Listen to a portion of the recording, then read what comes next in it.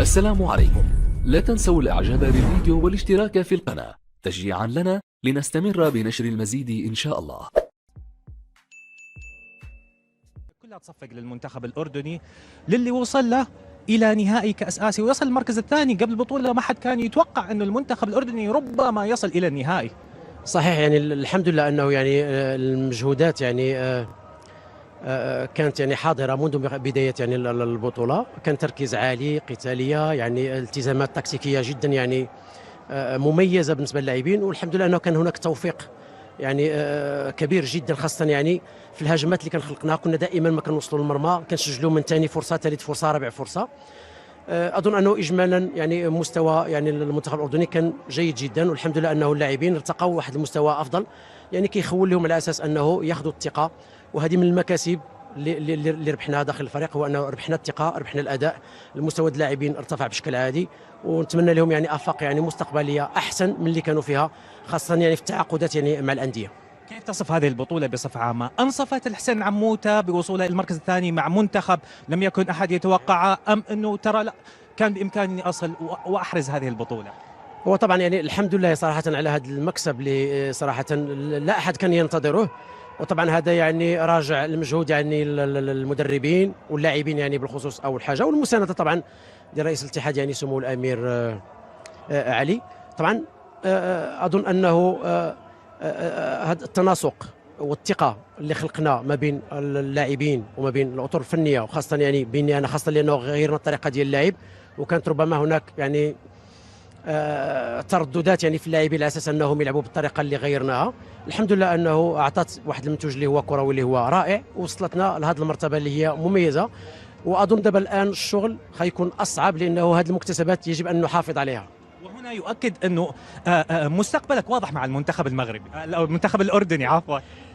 طبعا المستقبل ان شاء الله ساتكلم عليه بعدين، ناخذ شويه ديال الراحه، لانه عندي بعض الظروف عائليه في المغرب، وان شاء الله سارى اذا ما ساستمر او ربما ساتوقف، ولكن هذا يتوقف على نقاش مع الاداره بهدوء، لانه عندي بعض الظروف لازم اهتم بها يعني في المغرب. لكن انا لحد الساعه انا موجود مع المنتخب الاردني، وكنتمنى ان شاء الله انه اللاعبين ديالنا يستمروا في هذا العطاء ويلتزموا اكثر ويشتغلوا اكثر، لانه هناك مسابقات جايه ومناسبات جايه، خاصه يعني التاهل لكاس العالم، وتنظن انه بامكان المنتخب النشماء ان يصل لكاس العالم. الكره الاردنيه وتكلم لانه في معوقات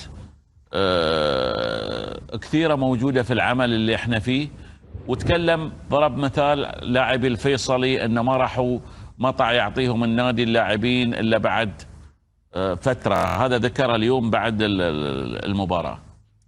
لا ما اظن انه كل اللاعبين كانوا تحت امره، ووقف الدوري واخذهم قبل 25 يوم.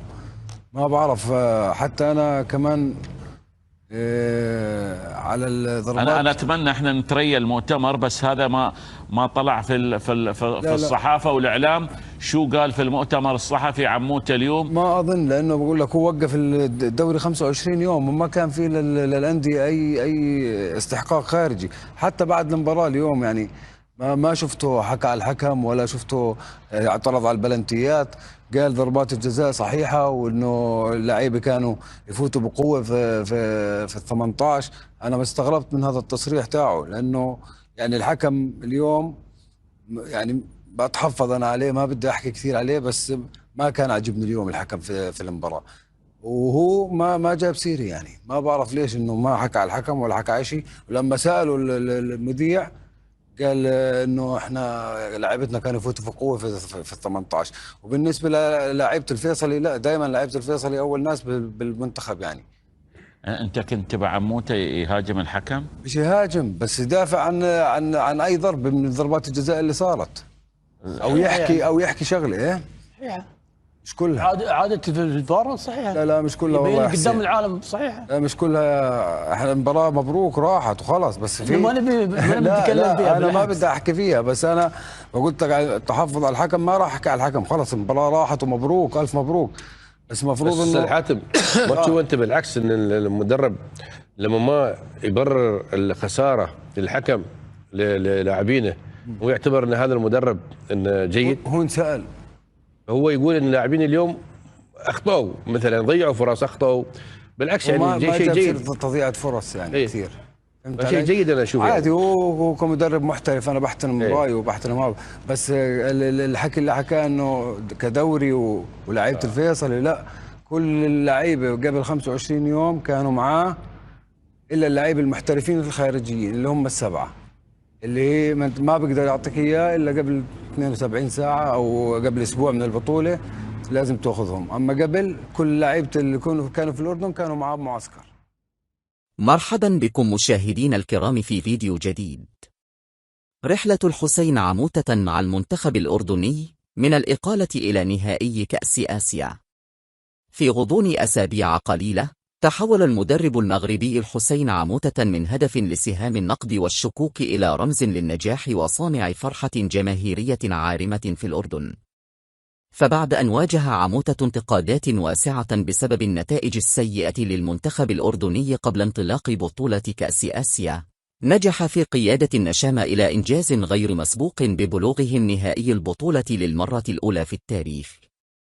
وبعد الفوز المستحق على كوريا الجنوبية ب2-0 في نصف نهائي كأس آسيا، عبرت الجماهير الأردنية عن شكرها وتقديرها للمدرب المغربي عموتة على عمله الجد وهدوئه في ظل أجواء النقد الإعلامي والتشكيك الجماهيري في قدراته قبل البطولة. وبرر أحد المشجعين الأردنيين الهجوم على عموتة قبل بداية آسيا بالتسرع في تقييم عمله بسبب النتائج السيئة في المباريات الودية والرسمية، مشيرا إلى أن عموتة كان يدرس المنتخب في تلك الفترة ولم يمض الكثير على توليه المهمة. تحول في النتائج والمواقف. أقر مشجع أردني آخر أن أغلبية الجماهير الأردنية لم تكن ترغب في استمرار عموتة على رأس المنتخب بعد الخسائر المتتالية، لكنه نجح في تغيير نظرة الجماهير إليه من خلال الإنجاز الذي حققه في البطولة. يذكر أن عموتة واجه سيلا من الانتقادات قبل البطولة بسبب سوء النتائج، لكنه تعامل معها بهدوء ورصانة، مؤكدا على إيمانه بعمله وعدم اهتمامه بما يقوله الناس والإعلام. وقد مرت رحلة عموتة مع المشجعين الأردنيين منذ تعيينه على رأس منتخب بلادهم من عدة مراحل نذكر منها: مرحلة ما قبل البطولة، واجه عموتة انتقادات واسعة بسبب سوء النتائج في المباريات الودية والرسمية. مرحلة بداية البطولة، استمرت الانتقادات في بداية البطولة خاصة بعد التعادل مع الكويت. مرحلة التحول، حقق منتخب الأردن فوزا مفاجئا على السعودية، ثم واصل انتصاراته حتى وصل إلى نهائي البطولة. مرحلة البطولة، نال عموتة ثناء الجماهير الأردنية بعد الإنجاز التاريخي الذي حققه ببلوغه نهائي كأس آسيا. ويعد إنجاز عموتة مع المنتخب الأردني قصة ملهمة تظهر أهمية الصبر والإيمان بالعمل وعدم الاستسلام للضغوطات، ويؤكد على قدرة المدربين الأفارقة على تحقيق النجاحات على المستوى الدولي. إذا أعجبكم محتوى هذا الفيديو، لا تبخلوا علينا بإعجاباتكم وتعليقاتكم المشجعة، ولا تنسوا متابعة قناتنا لمزيد من الأخبار. يمكنكم في أي وقت اقتراح مواضيع ترغبون مشاهدتها على القناة. شكرا لكم، وإلى فيديو قادم إن شاء الله.